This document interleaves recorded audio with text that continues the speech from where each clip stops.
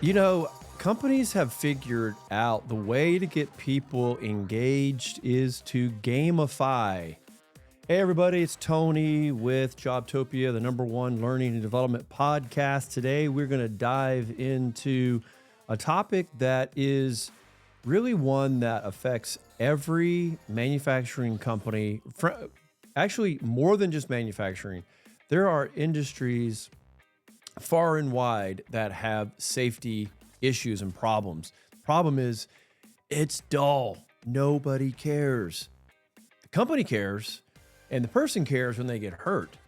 But how can what can be done to change the vibe and the style in which we go about tackling the improvements in this space?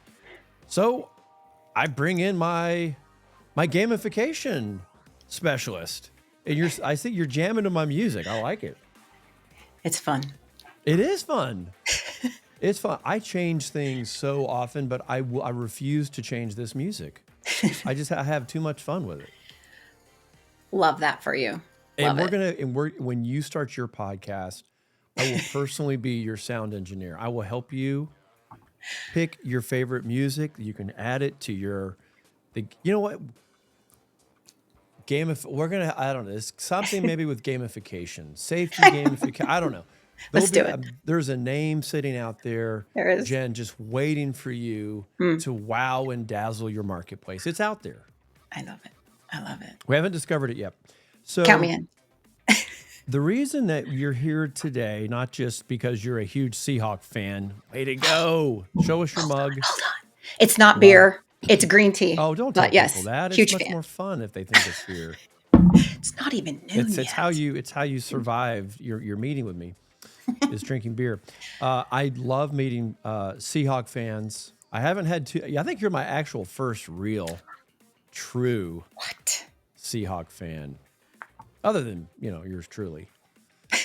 So you've been to the Kingdom. Oh, I'm born. Oh, when they demolished that, it was just There you hurts my go. whole There you heart. go. Now Hurts my heart. that's the trigger. You were definitely bothered by that.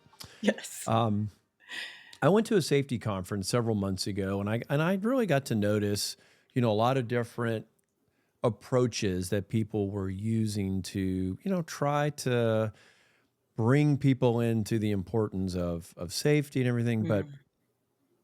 what I've discovered is that it is such a kind of almost forgotten topic, a forgotten aspect of business, right? Until the rubber hits the road and then something happens, and then it's like, oh, yeah, we should have trained better. Um, so I imagine this is kind of an issue that you deal with when you're out there trying to, educate your marketplace around safety. Hmm. I will say this. Everybody's importance or beliefs around safety really get highlighted when an injury happens or a fatality, God forbid. Until then, it's this necessary evil that the compliance side of training is a must do. It's a must have. And when we have organizations that are checking the box for safety, they're missing the most important aspect, which is the human being. And in my opinion, their biggest asset, which is their human capital. 100%. And that is the part that I recognize from my history and how I got into this business. Um, there's not enough emphasis placed on the human being and protecting that human being and making sure that they understand what their workers' rights are and what a safe or unsafe work environment. I always go to the looks like, sounds like, feels like.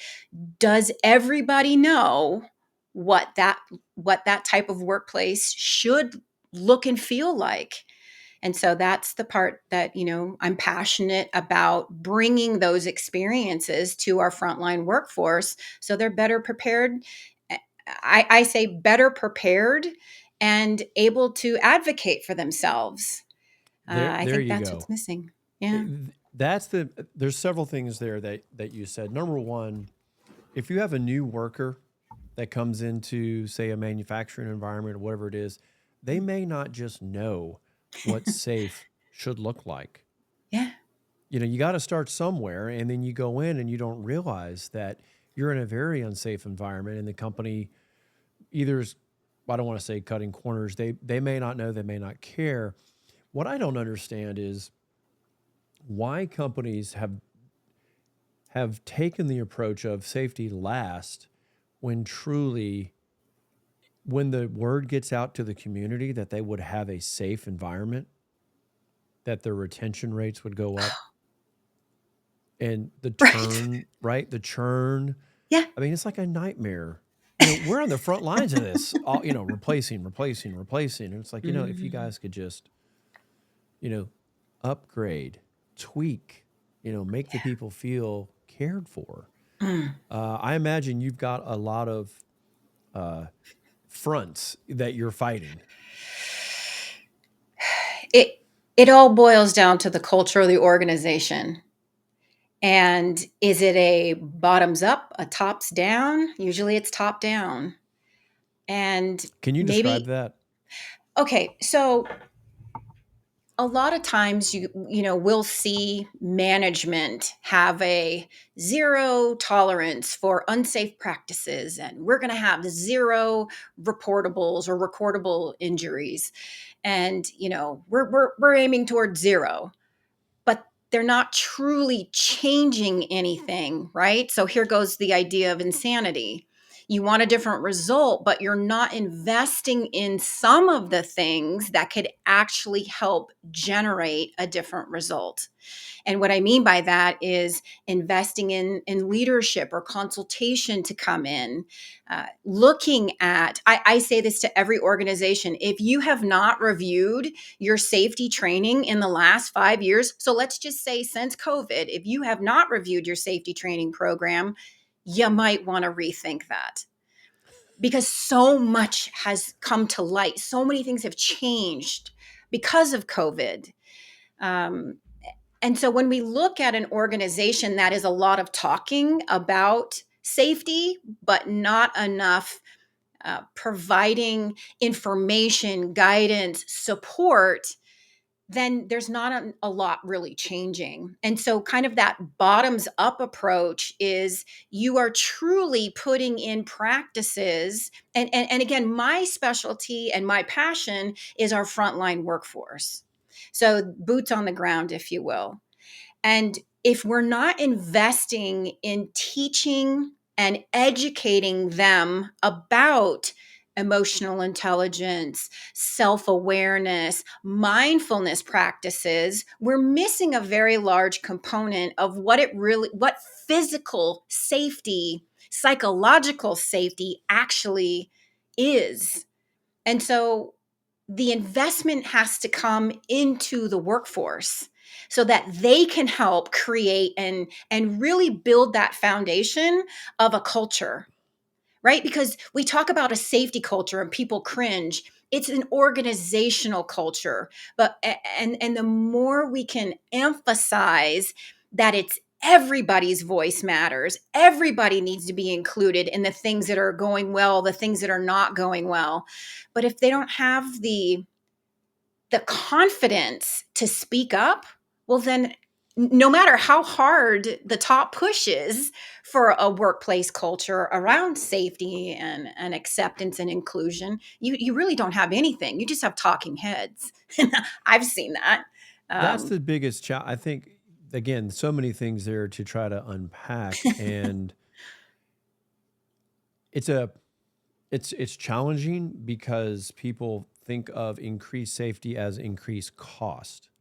yeah, So, could you well talk said. a little bit about like the ROI around making investments, smart investments that actually pay off? Because I think that's maybe one of the issues that they have. Because I think if they could see we invest X and we get back Y, Yeah.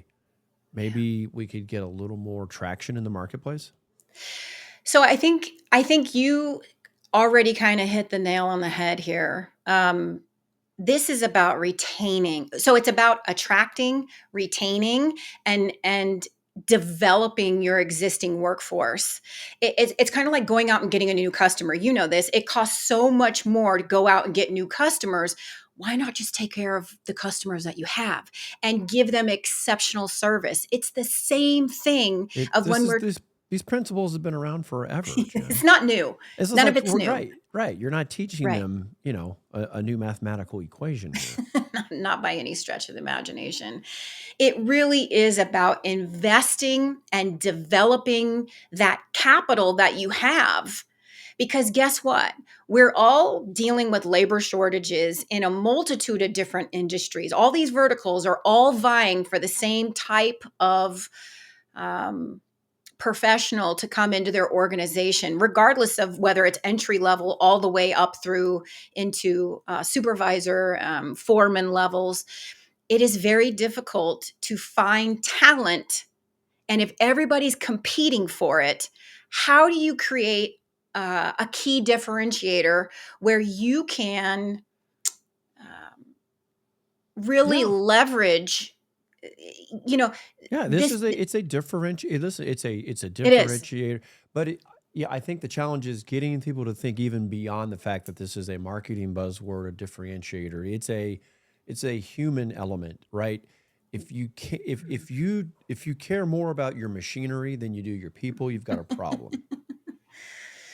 Machines can be fixed. People, not so much. Right. You can't put that thing back on if it comes off. If it breaks Um, off. or it breaks off or whatever. So I'm Right. curious. So at the top, I mentioned the gamification, and I know that's something. In fact, do you have one of those? I see it in the background. Do you have one closer by? What? VR headset. Yeah. Let's talk Okay, about so gamification. yeah, Let's so do it. what? So I just explain to everybody what what it is that you're currently doing. Your mission at 360 Immersive. How does this work? Yeah. And what can you just kind of talk us through that? Absolutely. Thank you. So think of it this way. 10 years ago, we started developing training content and our focus was in virtual reality, right? How do we create an experience that will, number one, capture somebody's attention. Number two, help give a fresh perspective on an old topic. And number three, not only do we want that experience to be an emotional experience, we want that experience to help change or alter their behavior, and not that, and it's self created. We want people to see themselves reflected in an experience that they think differently about a situation. And so you Hmm. can do that by creating virtual reality simulations that scare you. I mean, you want to know what it feels like to have a trench collapse in on you? It'll take your breath away. You want to know what it feels like to fall 3 stories Oh, good with a Lord. safety harness on? You can do all of those So things you with can simulate VR. all that kind. So you can simulate all these horrible things. You can. But see, the challenge with virtual reality, and that's what we create virtual reality simulations that are also gamified, because not everybody is invested yet in VR being the delivery mechanism that I'm so passionate about. So before I talk about gamification, let me say 2 things about VR. Number one, there's no media like it that's available today that can create an emotional experience that an end user would be so attached to that it impacts their memory, and in a positive or a negative way. The second thing is that the technology is an absolute empathy machine, and we could have a whole nother Wait, what does conversation. that mean? It's how we've always described it for 10 years now, since this has been more commercialized. walking in someone else's shoes, giving somebody a different perspective, whether it's a first person perspective or a third person perspective, and being able to literally emotionally connect with a scenario, whether it brings you joy, sadness, it makes you feel scared. All of those types of feelings are very, very powerful when we want to capture somebody's attention and we want to have them emote something, whether Mm. it's a behavior we want to modify, um, a belief we want people to maybe, oh, I hadn't thought of it that way, wow, that was really impactful, right? That's where we start having people think critically, maybe even challenge their decision making processes, right? It's brilliant for that. So I'm personally committed to virtual reality, and yet I wait for the industry, specifically the training industry, to catch up to see how powerful this technology is. And there's a lot of reasons why our adoption rates aren't where they should be from a technology Well, why do you standpoint. think that is, though? Because Oh, I know just why it listening is. to you, what is it? Well, it's a couple of things. Hello, money. Yeah, okay. That seems to And be the we've top of a solved lot for of that. this. And so we'll talk about that with the gamification aspect. But it's money, it's change. It's There you go. change, right? That change management How do where I put this into our process and measure? yes. Yes. It's What you typical you, you even exactly. It's typical change management. but you asked me the question, right? How do we prove ROI? How can I help you prove ROI if you have a broken, and I'm going to call it, if you have a broken safety culture? My training is not going to help fix your Nope. safety culture if it is foundationally broken, because nobody cares, because nobody's putting it as, I shouldn't say nobody cares. There's a lack of top down, bottom up, mutual understanding of why we're doing what we're doing when it comes to uh, safety. Imagine throwing a staffing company in the middle of that whose number one focus is safety Yeah, and trying to manage both ends of that, right, you know. right. And you talk about the empathy machine. I love the way you said that. That kind of hit me. Mm, Like, I've had a lot of experiences in the plants, but I'm not an engineer. I'm not a production manager, and you probably have some people in management who are very smart who've gotten in that position, but maybe they've never had their hands dirty. oh, for sure. Specifically, there you go. Right, Yeah, they've never for had sure. their hands dirty with that Right. particular device or something. So Yeah, that person's the first person that you put in the VR machine. Put the headset on, right? Put the goggles on. yeah. This is what the person at the front end of the line, this is what they deal with every single day. Do you see how scary? Do you Mm, see how sophisticated this product is? You think you do because you can, but in this immersive environment, I would imagine that would really kind of open their eyes, particularly the further up you go, yeah, into the corporate, your blue collar and your blue collar managers, they all know it, right? But right. you get into the white collar. I think this is my opinion. This is just my opinion, but I think super powerful with the white collar people who are sitting there writing the checks. Yeah. Am I right? I appreciate your perspective. My thoughts Oh are, boy, you're even couching it. Come on I'm in. not, Come on I'm in. not. The white collar side, under is it those that are open to technology and innovation are embracing this. Some of the reluctance comes from the trainers themselves. They don't want to be replaced. This is Oh, what that's how ironic. We've been it having is these ironic. conversations about about AI. Everyone's afraid of being replaced. Now we're talking about this safety manager who is look, you're always going to need safety managers and safety directors. Are there other people that you're thinking of? Other like positional? I believe we're always going to need safety personnel beyond a shadow of Always, a doubt, because always. there's the human element. We're not going to get away from the human element, right? Of humans having to interact with humans. Um, let me take a step back. When it comes to let's say the executive decision makers, we'll call them, walk away from kind of the white collar piece of it, but Okay. those who are in management, those organizations that embrace innovation, that embrace technology, see the value. And don't get me wrong, that we're still very much in the early adoption phase, right? So we're still in a very small niche of people and organizations that see technology as a possible solution.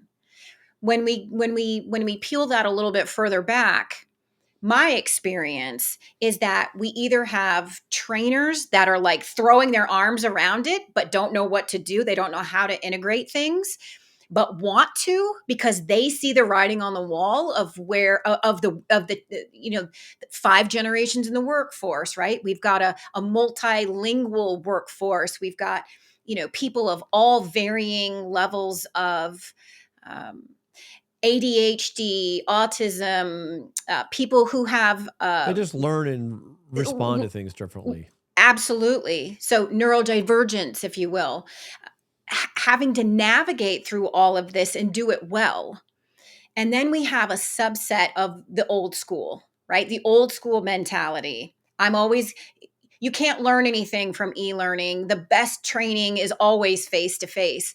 Well, that may be factual for some organizations until you get a trainer in there who's been doing it, is jaded, has been doing it for 10 years, and it's the same stories, and they like to hear themselves talk, and God forbid they have a bad day, or the training doesn't get consistently conveyed to all personnel in the same manner, right? Like, there are circumstances where if we could just see, and this is where gamification comes in. I've actually had to stop leading with VR because some people just get completely turned off. It just tips them over. It's too Oh, much for them to even consider. their And eyes kind of just glaze like. they think it's a buzzword. And I get that. So, So how but do if you approach the marketplace? uh, great Wait, question. I mean, how do you open up with companies? It honestly is what is it? Where are you having challenges within your safety training, within safety and your organization as a whole? What are those challenges? Because VR or gamification is not always the answer. Sometimes there's other things that are going on, and we do that self-discovery process, right? Every good salesperson finds the problem first. But the reality of the situation is, if we can create a simulation. So now we're going to talk about gamification, right? Okay. Forget VR. VR is just a delivery mechanism. That's all it is. Right. It's all about storytelling. And how do you display the story? That's why video is, everybody says, oh, video is the how everybody wants to consume information. Well, that's not all entirely true. Some people like blog posts, some people like video, some people like long form, short form. It's however you want to consume the content. That's what we're addressing as well. So if you don't want to consume the simulations in a VR headset, great, you don't have to. You can do it on an iPad, a tablet, your desktop, because it's all about the story. I Is see. VR So you more can immersive? transition the Yeah. story through all the different platforms. Yes.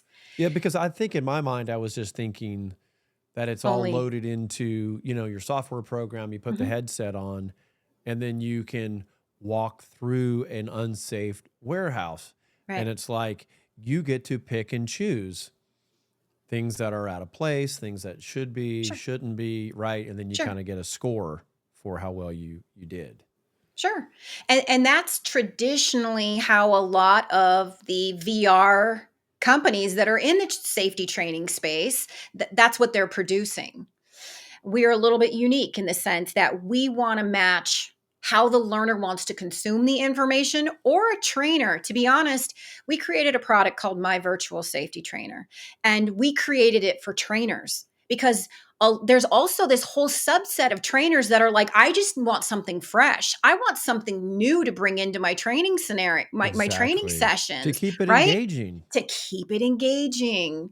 And so the idea was some of the most difficult things for a trainer to explain, those or dangerous situations that a trainer can't just put somebody in. We wanted to replicate those types of things, find those golden nuggets, and say, hey, how do we create a 2 to 3 minute learning experience that really a trainer could use because they can't explain what it feels like, to go to take people to the top of a 3 or 4 story building that's under construction and look for all the different hazards, right? Because ideally you wouldn't have that in a Uh, real circumstance, but you I can think it's recreate brilliant. that.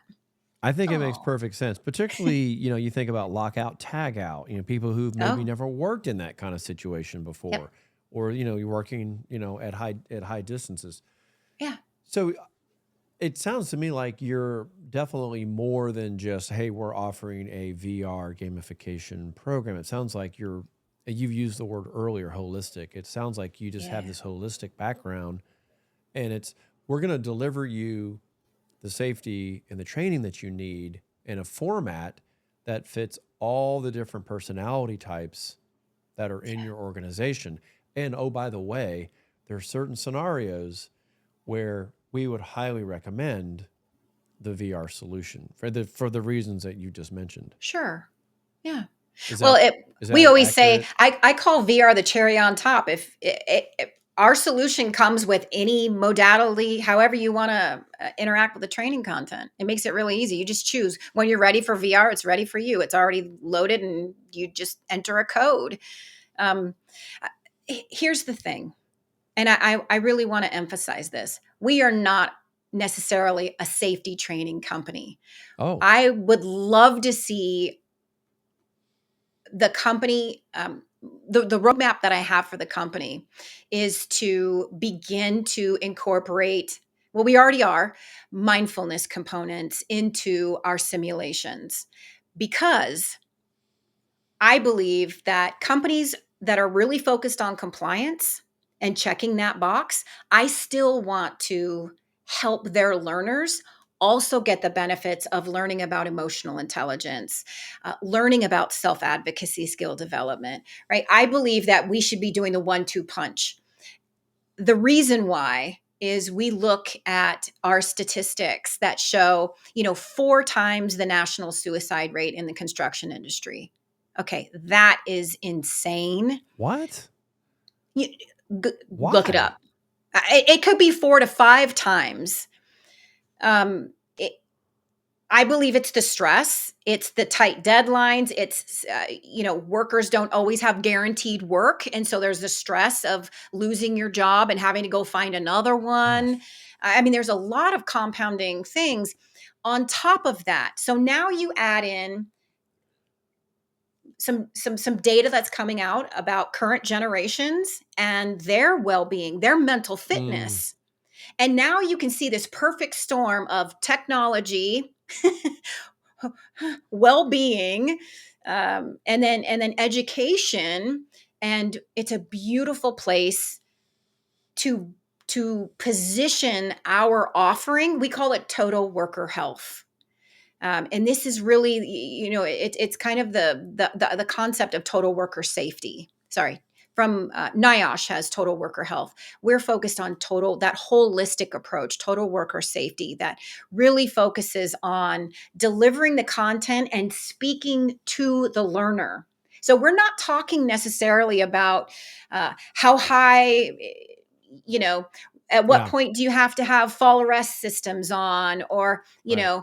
we're talking about those golden nuggets, if you will, of safety in these different areas, but we really want to talk to the learner and influence them to become more mindful. Because here's what I know: if we can capture, We teach box breathing in one of our simulations. Our little companion What character is who's that who's exactly? adorable. What is Well, box it's a breathing? mindfulness practice, right? A lot of emergency responders will use it to calm themselves down. So it's Like in a high stress it's situation, breathe. how to like Yeah, regain recenter. control of yourself? Yeah, come back to the present moment, regain, to take back control of your mindset and reset it, right? So it's breathing. It's 4 seconds in, you breathe in for 4 seconds, you hold it for 4 seconds, you exhale for 4 seconds, and then you hold it again for 4 seconds. And then you repeat the cycle, 2 or 3 times. But it's something that takes 30 seconds for us to incorporate into our training scenario, that just maybe it'll impact somebody. And this is what I was going to say. Here's what we know. I know beyond a shadow of a doubt, if we can start to teach about psychological safety, what that looks like, emotional intelligence, what that feels like, that if we can capture their attention at work, that some of those learners will actually take that. They will take it home with them. Mm. They will practice some of these things within their communities, within their family. And if we can truly have an impact where it's not just the worker but they're taking that home to create better relationships at home and within their community, then we are not just serving the traditional online safety training. We're actually impacting more at a global human scale. And for me, that's a great reason to be out here fighting the good fight and pressing for change. That traditional online training companies should be doing more. In my opinion, and I'm going to get off my soapbox with this. I If don't know. Go ahead. It's good. it, It's good. You're on the entrepreneurial spiel right now. oh, Well, not spiel, but you're. This totally. is a vision. I Oh, I'm appreciate. passionate. I'm I beyond passionate. appreciate a big vision. I really do. It brings meaning and It does. purpose to work. Yeah. It's so needed. It's honestly it's refreshing. Well, I love that. Here's my truly, I say this with all due respect. We have a lot of online training companies that are in the space. I partner with a lot of them because their customers want something fresh, new, something that speaks to the learner and is not the same old same. I will say this is almost a call to action for other online training companies. If you're not evolving and updating your training content within the last 5 years, you are, in my opinion, you are doing more harm than good to a lot of potential end users. And I say this because making our training content as accessible to anybody as we can, which means 508 compliance, right? Making it so that people that are hard of hearing or, have other types of limiting factors, focusing on those that are neurodivergent, translating content. And I'm not saying using an AI tool to do it, translating the content and having a human being go back and validate that translation is authentic and useful. Don't get me on the AI kick. I don't know how I still feel about the what's coming, but or You and not my what's coming, wife and what's like half here. the population. Yeah, we won't dive into it. We're not. We I don't want to increase the people's fears of Skynet. Oh, I know. Too many great movies out there that have Uh-huh. the I'll just say I'm on a mission when we talk about a innovation, technology disruptor or innovator. What we're talking about is taking something that is foundationally broken. And in my opinion, safety training is foundationally broken. Online safety training is foundationally broken. And I feel obligated to not just repeat, rinse, and repeat the same cycle, but to actually do something about it. And this is coming from someone who I had no experience in software development, knew nothing about VR. I'm not a safety trainer by trade, but I'm an end user. And that is how I know how broken it is. And that was my commitment, was to get involved and do something about it. And so I'm putting my money where my mouth is, literally and figuratively speaking. I've been at it for 10 years and we're not going anywhere. I'd love to be the poster child and be seen as a true innovator in this space. And I'm on the same note, I'm exceptionally grateful for the training companies that see my vision and want to be part of that and are incorporating our training into their platforms. That's how we can positively impact 1 million lives or more every year. And that is truly our company, That's a big goal. objective. It is. Well, I Yeah. think what we're going to have to do is the next time we get together, what we're going to do is you're going to put a VR headset on me, virtually. I love that. The virtual VR headset. It'd be really cool to kind of check this out and kind of see it, But what I love to do when I meet people who are passionate and I think are, doing good things, we'll just have them come back in 3 or 4 months. And so, give everyone time to digest Absolutely. what they just heard. And then they go to part 2. Well, and we can wear our Seahawk swag because they're going to make it all the way to no one cares about that. They don't. we they can don't do it understand, anyways. but they're going to find out this year. I think they're going to find out this year.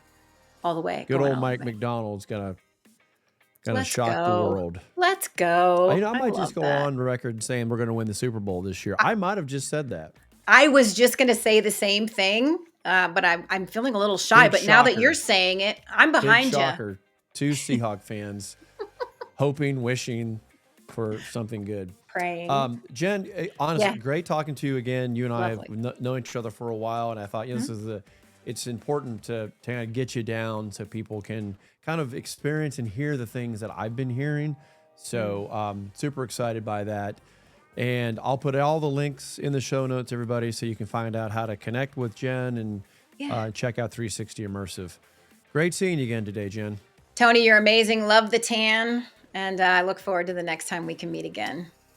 It's what spending 2 weeks in northern Michigan will do on the lakes. Highly recommended. Highly Love it. recommended to everyone. All right, everybody. We'll see you next time on Jobtopia. Bye-bye.